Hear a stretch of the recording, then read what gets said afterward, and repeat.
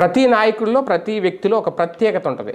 ఈ ప్రత్యేకతల గురించి మాట్లాడుకునేటప్పుడు ఖచ్చితంగా పవన్ కళ్యాణ్ గారి ప్రస్తావన అయితే వస్తుంది. ఎందుకంటే పవన్ కళ్యాణ్ అంటే చాలామందికి చాలా ఇష్టం. ఇప్పుడు డిప్యూటీ సీఎం అయినా, మొన్నటి వరకు జనసేన అధినేతగా ఉన్న, అంతకుముందు పవర్ స్టార్ పవన్ కళ్యాణ్గా, మెగా కుటుంబంలో చిరంజీవి తమ్ముడిగా చాలామంది ఆయన్ని అభిమానిస్తూ ఉంటారు. అందుకే వరుసగా కాస్తంత లేట్ అయినా సరే 100% విన్నింగ్ ఆయన సొంతమైంది. పూర్తిగా ఆయన పోటీ చేసిన అన్ని స్థానాల్లో 100కు 100% గెలుపొందారు. 2 ఎంపీ స్థానాలు కానివ్వండి, 21 ఎమ్మెల్యే స్థానాల్లో కానివ్వండి. మిగిలిన ఏ పార్టీకి దక్కని విజయం, ఒక రకంగా రికార్డు స్థాయిలో చరిత్ర సృష్టించారు అని చెప్పాలి. ఇప్పుడు ఆయన మరొక కీలక నిర్ణయం తీసుకున్నారు. ఎందుకంటే ఎవరైనా సరే అధికారంలో రాగానే మనం ఎన్టీఆర్ దగ్గర నుంచి చూసుకున్నా, చంద్రబాబు గారు చూసుకున్నా, మన జగన్మోహన్ రెడ్డి గారు చూసుకున్నా వాళ్ళ పేరు రావాలి అనుకుంటారు. ఇప్పుడు జగన్మోహన్ రెడ్డి గారి హయాంలో జగనన్న విద్యా దీవెన, జగనన్న విద్యా కానుక, జగనన్న గోరుముద్ద, లేదంటే వైఎస్ఆర్ ఆరోగ్యశ్రీ, ప్రతి దానికి అంటే జగన్ అనే పేరు లేకుండా ఏ పథకం లేదు. జగనన్న కాలనీలు ఇవన్నీ. తాజాగా ఆయన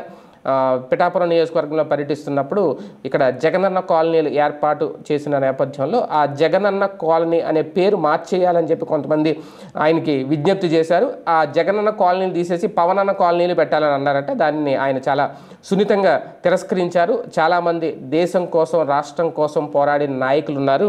అటువంటి వాళ్ళ పేర్లు కాకుండా జగన్ పేరో లేదంటే పవన్ పేరో పెట్టడం ఎంతవరకు కరెక్ట్ అని చెప్పడం అంటే ఆయన ఒక రకంగా ఆయన మంచితనం, ఆయన ఉదారత, మేబీ అందుకనే పవన్ కళ్యాణ్ అంటే అంత ఇష్టపడతారు జనాలు అనేది ఇప్పుడు మరోసారి చర్చకు వస్తుంది. ఏది ఏమైనా ఇప్పటికీ కూడా మొన్న ఆయన జగనన్న గోరుముద్ద ఇలాంటి పథకాన్ని స్కూల్లో మధ్యాహ్నం భోజనం పథకం ఉంటే బడి పిల్లలకి దాన్ని తీసేసి డొక్కా సీతమ్మ భోజన పథకం అని చెప్పి పెట్టించారు పవన్ కళ్యాణ్ గారు. అది కేవలం ఆయన తీసుకున్న చొరవతోనే ఆవిడ పేరు పెట్టడం అనేది జరిగింది. ఇటువంటి నిర్ణయాలు అంటే బాబు గారు కూడా ఈ మధ్యన వాళ్ళ పేర్లు కాకుండా జనరల్గా పెడుతున్నారు. ఇప్పుడు విదేశీ విద్యకు సంబంధించి మొన్న అంబేద్కర్ విద్యా కానుక అని చెప్పి విదేశీ విద్య అని చెప్పి పెట్టడం, ఇలాగ కొన్ని అంటే దేశం కోసం కష్టపడిన నాయకులు, లేదంటే దేశం కోసం ఉద్యమాలు చేసిన నాయకులు, అప్పుడు స్వాతంత్ర సమరయోధుల పేర్లు పెట్టడం, ఇవన్నీ కూడా ఇప్పుడు మళ్ళీ మరొకసారి అదే గుర్తు చేశారు. ఆయన పేరు పెట్టడానికైతే ఇష్టపడలేదు. కాకపోతే జగనన్న కాలనీ పేర్లు అయితే త్వరలో మారబోతున్నాయనేది స్పష్టంగా అర్థమవుతోంది.